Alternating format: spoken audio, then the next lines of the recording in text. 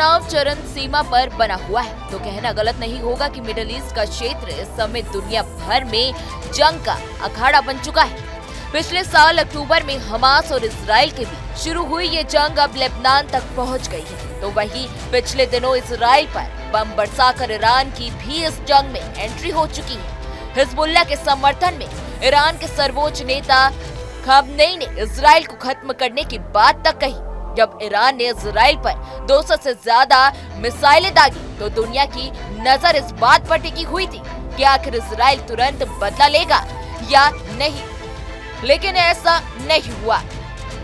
Israel Iran के हमले के बाद बैकफुट पर नजर आया। हालांकि इजराइल ने हिजबुल्लाह पर हमला करना नहीं बंद किया। इजराइल बहुत बार ईरान को धमकी तो दे चुका है, लेकिन वो अभी तक हमला नहीं कर पाया है। उसने सामने से कोई भी जवाबी हमला नहीं किया है। दरअसल मिडिल ईस्ट में ईरान बहुत बड़ी चाल चल रहा है। वो इजराइल को ऑक्टोपस वॉर में फंसा रहा है। दरअसल वो इजराइल पर लगातार इराक, यमन, लेबनान और गाजा से हमले करवा रहा है। इस तरह से इजराइल के लिए ये तय करना मुश्किल हो जाएगा कि वो इन हमलों में अपनी जमीन को बचाए या ईरान पर हमला करे।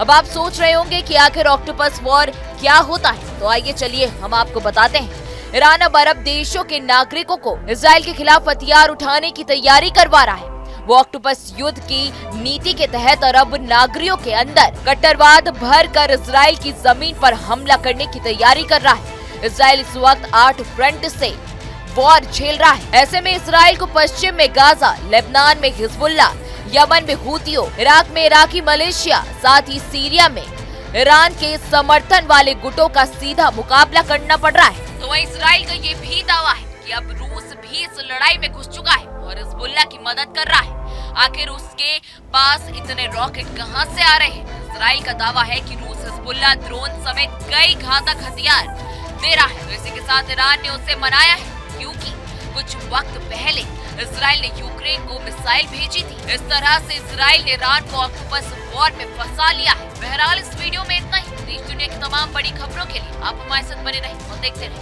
News nation.